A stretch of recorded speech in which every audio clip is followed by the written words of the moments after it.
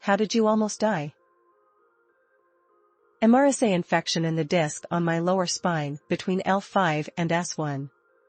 Showed up 2 days after a cortisone shot, but the hospital said it was from something else. Was in hospital 25 days, multiple emergency surgeries. Saving a younger friend from drowning, he panicked and almost took me out. 16-year-old farm kid me, stepdad told me to go pick up a load of corn seed for planting. I had gone with him many times before, and driven the truck, full-ton dually diesel, and hauled light stuff with it. Nobody told me how different it is to haul 10,000 pounds of seed on a big flatbed trailer on gravel. I had a lot of common sense and was driving slowly and carefully. Still. 10,000 plus lbs pushed me down a gravel hill skidding. Praying to God, I stopped before the stop sign at the T intersection to a busy highway. I came to a grinding halt just as the front of the truck crossed the plane where the gravel turned to asphalt. A semi was coming from one direction and regular cars from the other. I shudder, thinking about what if on that one. TLDR, don't let untrained kids tow potentially deadly, heavy trailers with zero training. In the 90s, when I was a little kid, my family was on vacation in the Caucasus, and civil war broke out. We were walking on the road and I went too far ahead alone. Car stopped, window rolled down, and a machine gun muzzle pointed at my face. My mom ran ahead, grabbed me, and fell into the bush on the shoulder. The car went on. We were going into the mountains, to a sanctuary. I don't entirely know how we got back home. LMAO, okay, so I was getting my teeth cleaned, and I get nitrous oxide because I have so many exposed roots. Well, my hygienist at the time was this lovely lady from Minnesota. Kind of flaky, but super sweet, talked about her family all the time. So I'm in the chair and she hooks up my mask and away we go. I actually fell asleep. Except not so much. Turns out Barb had forgotten to turn the oxygen on and had been feeding me straight nitrous. She only noticed because I started gasping for air while unconscious. So that's how I almost died at the dentist. I never saw Barb again, but I tell you, that was the best nap of my life. I was snorkeling. I had my other stuff stored on a rock by the water, about 3 meters high. When I got out, I decided to climb straight up.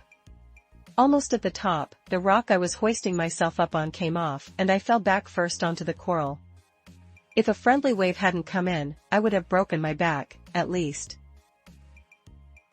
Had friends over playing video games.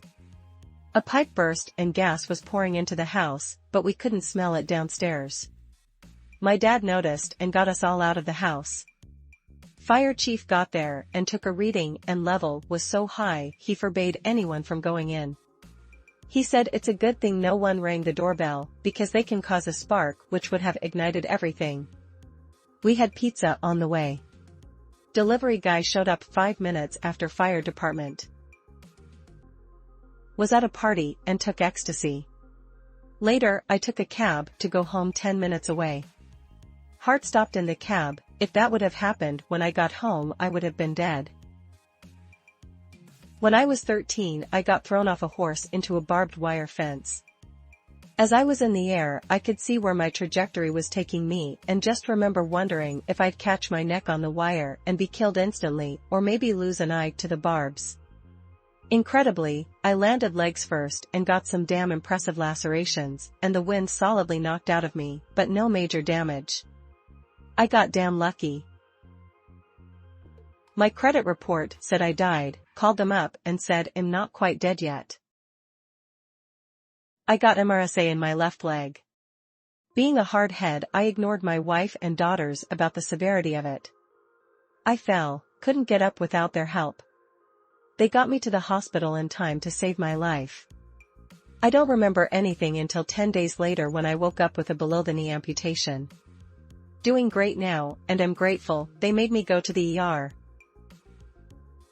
Almost drowned when I was 5 or 6, been hospitalized twice for sepsis between 2016 and 2019, and had a stroke this year.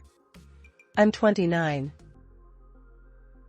Was backwoods camping in Yellowstone, and if I hadn't considered for 30 seconds if I really needed to get up and go to the bathroom in the middle of the night, I would have walked out of my tent headfirst into a brown bear, which I heard before leaving and found tracks of next to my tent in the morning.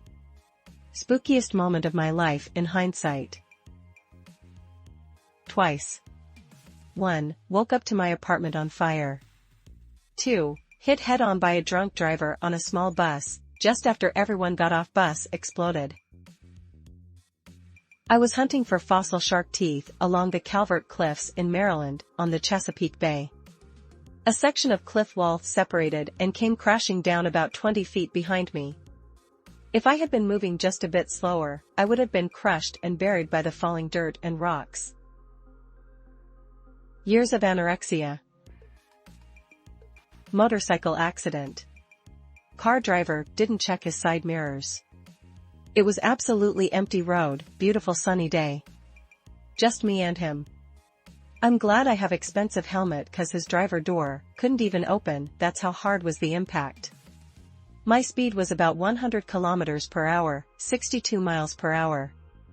My bike has been totaled.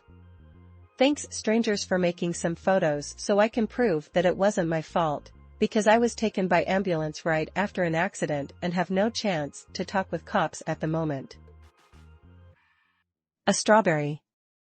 I almost choked to death after my grandma fed me a wild strawberry when I was 2. That's literally it. Overdoses, or seizures caused by withdrawals. Man shrugging, don't take drugs. When I was about 3rd grade, we were moving to a different state. In my parents' room was a big box of packing peanuts made out of styrofoam.